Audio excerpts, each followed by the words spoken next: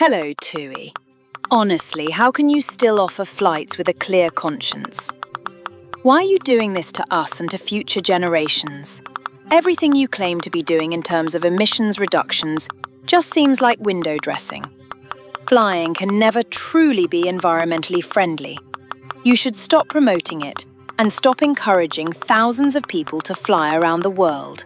All the best, Katja. Emissions from travel are a really important issue. After all, we all want to continue going on holiday. And to get there, well, we often need to fly. So let's take a closer look at what exactly is happening at TUI when it comes to reducing emissions.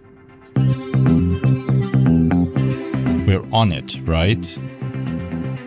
A TUI podcast on sustainability and the future of travel.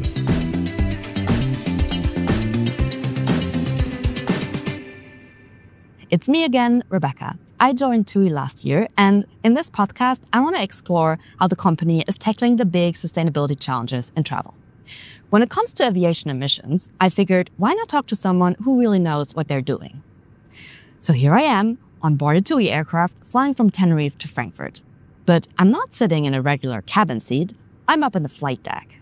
In front of me, I don't know, maybe 500 buttons, lights, switches, and outside the window is just clear blue sky.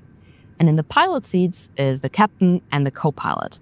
And I'm here because Toni Schweigart, the co-pilot of this flight, invited me to join. He wants to talk to me about sustainability in aviation. Hi, Toni. Thanks for having me. Hi, my pleasure. Quick question. Do you even have time right now? Because you are flying the plane. Absolutely. There are two of us up here after all. Okay, so then let's just start with the big picture. TUI wants to be climate neutral by 2050. That sounds far off, but there are interim goals. The interim goals and the goals, far-off goals, have been validated by the Science Based Targets initiative, also called SBTi. The first big target is 2030. By then, the aviation or airline sector of TUI aims to cut CO2 emissions by 24% compared to 2019. It's now 2025, so what do you say? Are we on track? Good question. I guess, yeah, we're on track. We're making progress so far. We've achieved about 7% of that 24% target. That's still a relatively small share, and I hate to say it, but there are external factors slowing us down. I never like that. So I used to work in an environmental NGO before starting to work for TUI, and we always said to businesses and politicians that they need to act and they need to do something. So now I switched to the corporate world, and now you're telling me others need to act. So I don't know, maybe we can go into that later. But let's start with the positives. 7%. How did you achieve these 7%? Well, what we've realized over the past few years as we aim for climate neutrality while still flying people on holiday is that our industry needs a technological shift. We have to be realistic. For now, fossil fuels are still being burned. The question is, how can we burn less or even better switch to alternative fuels? TUI can't solve this alone. We train pilots, not engine designers. So it's down to aircraft and engine manufacturers to push the big breakthroughs.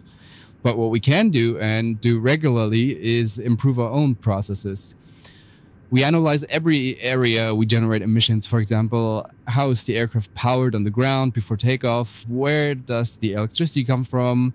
Is it renewable, or does it come from diesel generators or even the aircraft's auxiliary engines? Okay, and where does our power come from? Well, we've made great strides, especially at our regular departure airports. Ground power units are increasingly being switched to electric versions. That's one of the areas where TUI can make a real difference. Okay, that does sound important, but also quite small. I mean, we're flying here with, 180 people, and we're cruising at a high altitude.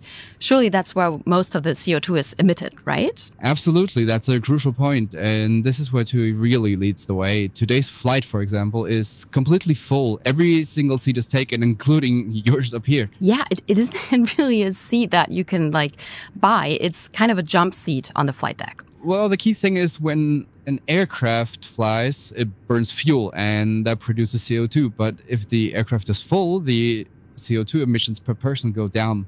And TUI is really good at optimizing that. We keep our planes full and efficient. So the idea is use as few planes as possible to get as many people as possible on holiday. Exactly. Another major step forward is flying with the newest generation of aircrafts and engines, but that's where we hit a bottleneck. Yeah, you said that earlier. What are the issues? Yeah, supply chain issues. They're slowing us down on the way to our 2030 target. We'd like to go faster, but one thing is clear. New aircrafts use significantly less fuel. Okay, like with cars. Actually, I'd say the progress with planes has been greater than with cars. That's my personal view, but if you look at how car fuel consumption has changed over the last 20 years, the improvements are relatively minor. But with aircrafts, the gains are quite dramatic. Okay, do you have an example or a percentage there? Sure. For example, the latest 737 mid-range aircraft uses up to 14% less fuel. We notice that clearly even up front here when we're checking fuel stats. One of our first tasks each morning, even before seeing the plane, is calculating how much fuel we're going to need. And there too, we optimize. So we try to carry only what's necessary. Because every extra kilo means more energy needed to keep the plane up in the air in the end. Exactly. But right now we're flying with just regular kerosene, right? Yeah, standard jet fuel. So fossil fuel based. I have to say that doesn't exactly warm my heart. Yeah, it's a fossil product and making it is very energy intensive from extraction all the way to the aircraft. But even here, there are processes we can influence. For example, as pilots, we've got one main tool. It's the thrust lever. So if you push it forward, more fuel's burned. Pull it back, less fuel. That's simple physics. Okay, again, like in a car, like a classic accelerator pedal. Yeah, exactly. But of course, there are minimum speed requirements to stay airborne. So what could really help in the future is changing the composition of the fuel within current chemical and physical limits, of course. And a lot is happening in this space. Political pressure is growing, and that's a good thing. These new fuels do cost more, and ultimately the system has to work for everyone. If travel causes emissions, it shouldn't be too cheap. The costs have to be reflected somewhere. Still, we all want to keep traveling. That's not in question. Yeah, I guess it's a tough balance, right? Yeah, it is. But I don't think the answer is to guilt trip the passengers. The industry, so that's us, needs to step up. And we are, and you can see it in the data. Sorry to sidetrack here, but there's a lamp flashing like crazy. What's going on? Yeah, so just now one of the fuel tanks is run empty and the system is alerting us, so we're switching. To another tank? Yeah, exactly. We activate the pumps and redirect fuel from the other tank to the engines. So actually, I wanted to ask something else, but since you're mentioning tanks, you already said that we have kerosene in them, but are we also flying with a percentage of SAF today, sustainable aviation fuel? That is supposed to be the case today. Okay, to sum up our conversation a little bit. So we've got new aircraft types in the pipeline. Fuel might change soon. And then there are all these smaller things that we already control. Ground power, taxi speeds, anything else? Yeah, so you've mentioned it yourself. Weight. In aviation, just like cars, lighter means lower fuel burn. So we constantly review what we really need on board. So take fresh water. We always carry it for tea, coffee, hand washing, but do we need the same amount on every flight? Can we tailor it, avoid excess weight? We also look at materials. Can parts be made lighter? Can seats weigh less? Can we reduce cargo? And one major opportunity is route planning, using modern software and real-time weather data to optimize flight paths for lower emissions. Okay, so far we talked about a lot about CO2. That's relatively easy to measure. But what about, say, CO2 equivalents or non-CO2 emissions, like the other climate effects? Yeah, that's huge. And it's really close to my heart, these so-called non-CO2 effects. Can you tell us a little bit about what this exactly is? They're not direct emissions, but they have similar climate impacts. A key example would be contrails. Current research suggests that they significantly contribute to warming. They act like a reflective layer, trapping heat that would otherwise escape into space. Okay, but contrails look so harmless, just like clouds. I always thought it was just steam. Yeah, that's what people thought, but now we know this steam interacts with heat radiation. So instead of escaping, some of it bounces back to Earth. So contrails prevent heat from leaving the atmosphere. Okay, so we're trapping more heat than we should. I don't like that. That sounds like a classic greenhouse gas effect. Yeah, exactly. And physics backs that up. It's now well understood. But not all contrails are the same. The long-lasting ones are the problem. And when they form matters too. They're worst in the late afternoon, evening, and at night when the ground is still radiating heat. Some science indicates contrails cause about 1 to 2% of global warming. So that's a huge lever. So what can we do? I guess there will always be exhaust coming out of a plane. Like, we can't change that, right? Yeah, we can't. But what we can do is first avoid the zones where contrails form. That's understudied now. Okay, so just avoid certain areas with air traffic control coordination. Yeah, and that's the exciting bit. Until now, flight planning focused on cost, how to fly using the least fuel, which is, of course, good for the environment. But now we're taking the next step, asking how to fly with the lowest climate impact. And that's the shift from cost-optimized to climate-optimized flying. Okay, so still saving money, but also saving or trying to save the climate. Exactly. And we have the knowledge now, so it's time to act. I have to say, it does sound complex, but it does also give me hope. Yeah, me too. And I think it's one of the biggest levers we have as an airline. There is one more way to reduce contrails, change the fuel. So SAF, Sustainable Aviation Fuel, has been shown to reduce contrails significantly. But today, SAF is still incredibly energy intensive to make, and it's not yet climate neutral. So the more SAF we want to use, and we do want to use it, the more we need to ensure it's made using green energy and efficiently and affordably. That's the only way it will scale. Okay, still complex, but it gives me hope. Because a world without flying, I'm not sure I want that. I personally can say about myself that I don't need to fly on a vacation to Mallorca 3 times a year. But I think it's important that we have the option of connecting with other people and other cultures. And yes, fly on vacation. And right now we're still emitting CO2. There's no other way around that. What do you think about offsetting the emissions? Yeah, sure. Offsets are part of the bigger picture. But in our view, they should come last, not first. What really makes the difference is cutting emissions before they even happen. That's why we are focused on investing in new aircrafts, planes that are more efficient, that burn less fuel and emit significantly less CO2. Yeah, offsets can be useful, but they don't replace the need to change the way we operate. So we believe in tackling the problem at the root. Preventing emissions is always better than cleaning them up after. And those aircrafts have to be bought with the money that you then can't put in offsetting the emissions. So you're one of the pilots that are really passionate about sustainability. People mention you in the company whenever I ask about contrails or sustainability or climate consciousness. And yet you still fly a lot. It's your job. What does that feel like? Honestly, it weighs on me. I want to be able to answer to my kids one day when they ask, what did you do to tackle the climate crisis?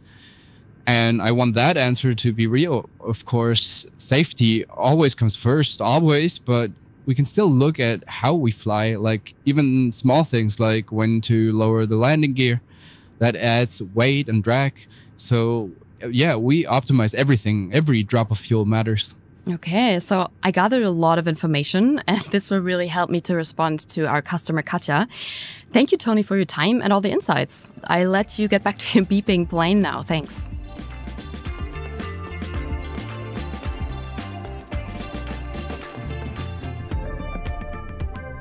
And when we talk about emissions at TUI, we're not just talking about over 120 aircrafts, but also over 400 hotels and 17 cruise ships. Airplanes, we just talked about, and our hotels are also producing fewer emissions than in 2019. It's about 17% less. By 2040, the goal is to cut emissions by 46%. But there's another business area, which is also reducing emissions, but still kind of the elephant in the room. It's cruise ships. They can get heavily criticized by climate activists and are deeply loved by many enthusiastic customers. And sometimes I get the feeling that the different sides, like the cruise enthusiasts and the environmentalists, that they don't really talk to each other. So that's what I'm going to do right now. I'm meeting Lucienne Damm. She has been the sustainability manager at TUI Cruises for over 10 years.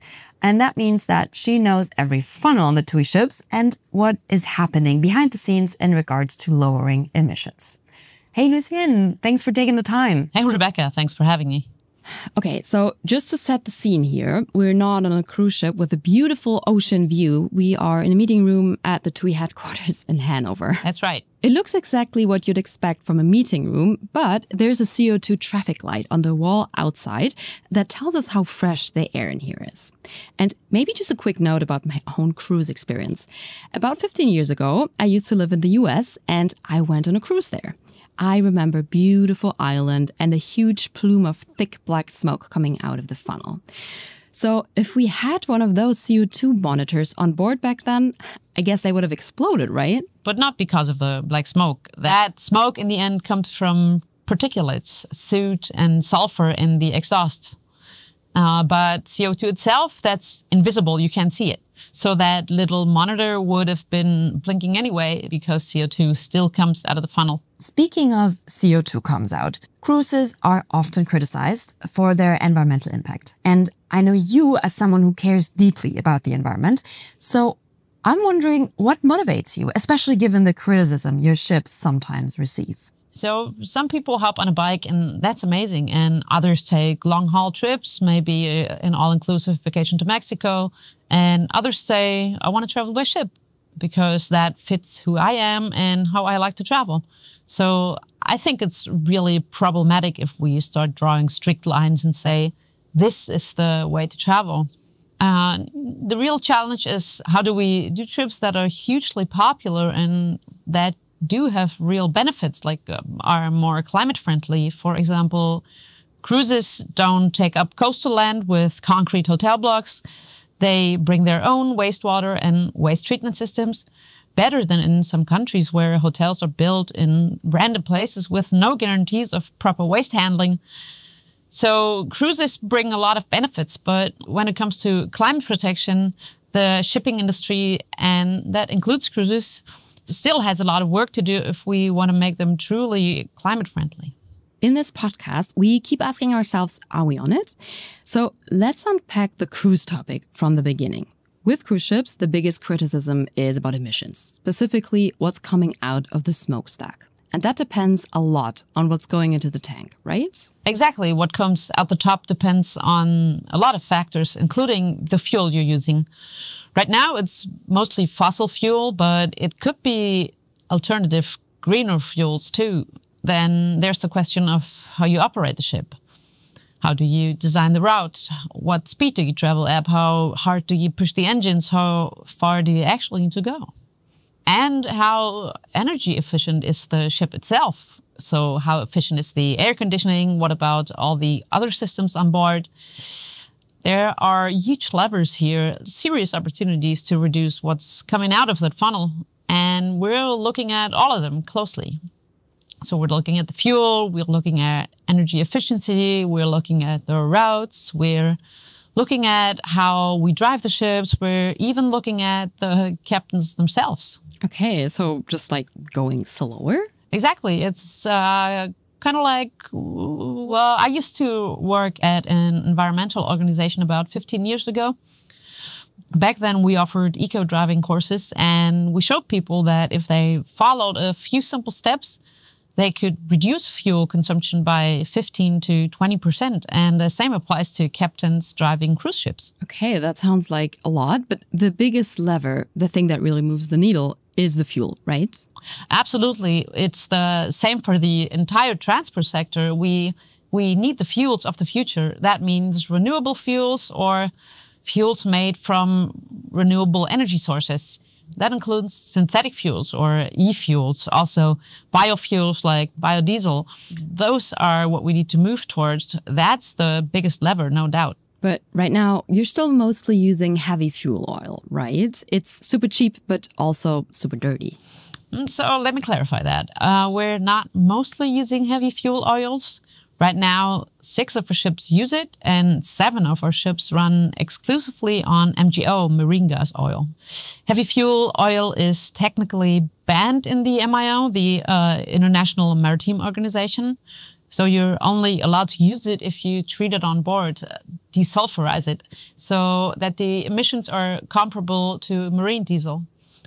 And that's exactly what we do on the ships that still use heavy fuel oil. The rest run on marine diesel, which is low sulfur. But let's be real, if we're talking about climate protection, all of these fuels, whether it's heavy fuel oil or marine diesel or fossil fuels, they all have roughly the same CO2 emissions factor. So at some point, arguing which fossil fuel is slightly less bad doesn't get us anywhere.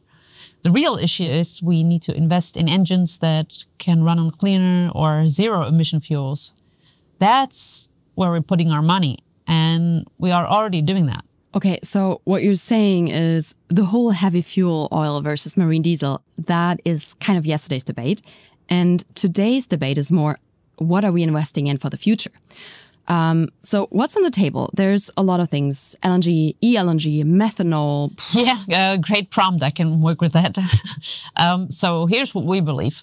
There won't be one single solution. We won't be able to use one fuel type across the entire TUI cruise fleet.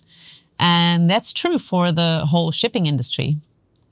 It depends on where the ships are operating. So what kind of fuel is even available there? Because these fuels require different infrastructure, different refueling systems, different conditions. Let's say maybe we're in Patagonia, maybe starting an expedition cruise from Ushuaia to Antarctica. So we're not going to find LNG, liquefied natural gas out there. So we'll probably rely on biofuels on those ships. They're easy to transport, easy to store, and easy to use on site. LNG, on the other hand, is a fuel we use more in Northern Europe and the Mediterranean. We're seeing infrastructure develop there. LNG hubs are popping up. We're getting clearer regulations about LNG refueling. So we always have to ask, where does the infrastructure exist and where do legal frameworks allow us to use these fuels at all? It's a complex field and I don't manage it alone. I couldn't. There's a big team across departments working together, analyzing where and how we can use which fuels in the future. Okay, and with all the different ships and harbors and fuels, that just sounds like a giant puzzle that you're solving. We like to say it's a bouquet of flowers with different solutions. And you just mentioned a few of the flowers in that bouquet. I'm going to stick with that metaphor. So there's methanol, green methanol, either bio-based or synthetic. There's LNG. Initially, it's still going to be a lot of fossil LNG, but we're making sure it doesn't come from fracking. That's already a step forward. We see fossil LNG as a bridging technology. What's great about the new engines we're using, for example, on the Mein Schiff Relax, which was christened in April, and on the Mein Schiff 7, these engines are future-proof. We can use e-fuels with them, either as a blend or even 100% with no technical modifications. They're just ready to go. Okay, so these engines and these ships, they can run on the fuels of the future already. We're just, I guess, waiting for those fuels to be widely available? Well, waiting sounds a bit too passive. We're doing more than that. We're in talks with a lot of producers. We're making projections, like where can we source fuel at what prices. So yeah, we're actively working to make those fuels a reality. Okay, but even if you've got all the future fuels on board, here comes the next point of criticism from me, personally, I guess. You are still sailing a floating city across the ocean. Well, city may be a little bit much, but yeah, I'd say it's more like a hotel. Right. I guess there's like no city hall, like every real city would have. Yeah, no church either. Okay. Still, you're moving a really big ship across the sea. And when we talk about sustainability, we have to acknowledge at some point, we do need to be fully climate neutral in this very big ship. Yeah, absolutely. That's the ultimate goal, the vision. So the target is to be climate neutral by 2050. How exactly we'll get there? Well, it's 2025 now, so I can't tell you today down to the year what we'll do when. But the key is this: we need to have short and midterm plans in place right now. And at the same time, we can't lose sight of that long-term goal. That's our job at TUI Cruises, to manage what's coming in the next 5 to 10 years. That's something a company can actually steer. And that's what we've done with our science-based targets commitment, our climate goals through 2030. We've created a detailed carbon roadmap, a year-by-year breakdown of the reductions we need, what technology, what operations, and what investments will get us there. And that roadmap is our playbook right now, and we're sticking to it step by step. And so far, we're on track. We're on it.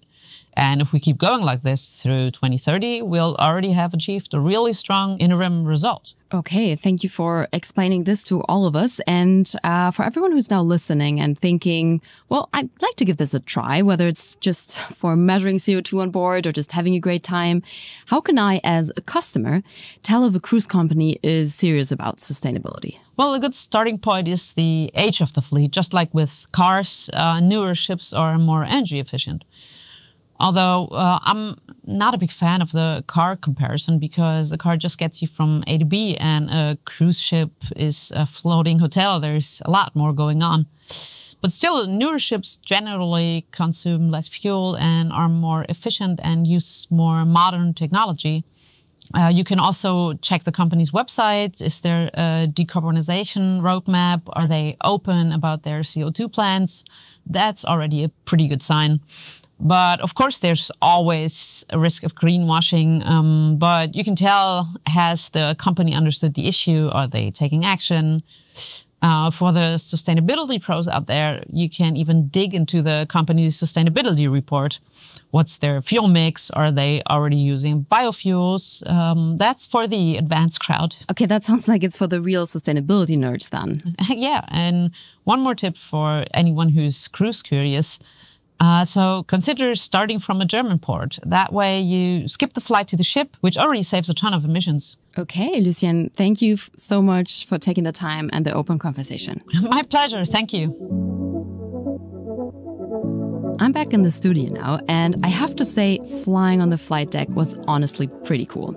But of course, I don't want to forget to respond to Katja. So let's listen to her message one more time. Hello, TUI. Honestly, how can you still offer flights with a clear conscience? Why are you doing this to us and to future generations? Everything you claim to be doing in terms of emissions reductions just seems like window dressing. Flying can never truly be environmentally friendly. You should stop promoting it and stop encouraging thousands of people to fly around the world. All the best, Katja. Thanks for your message, Katja. I totally get you. But there is definitely a lot of progress. Compared to 2019, TUI reduced airline emissions by 7% last year. Cruises over 10% and hotels even 17%. Still, honestly, I won't feel great about any of it until we actually hit zero. But until then, we are on it. Cheers, Rebecca. We're on it, right? A TUI podcast on sustainability and the future of travel. If you have any questions or suggestions, feel free to write to rebecca@tui.com. If you want to learn more about sustainability at TUI, click on tuigroup.com/sustainability. The guest answers in this episode were translated from German to English using artificial intelligence and have been editorially reviewed. This podcast is produced by Bursepark Productions. Host and editorial, Rebecca Garrick, with support from Magnus Hüttenbehrendt and Christian Rapp. A special thanks goes to the communications and sustainability team of the TUI Group. Thank you for listening and see you in the next episode.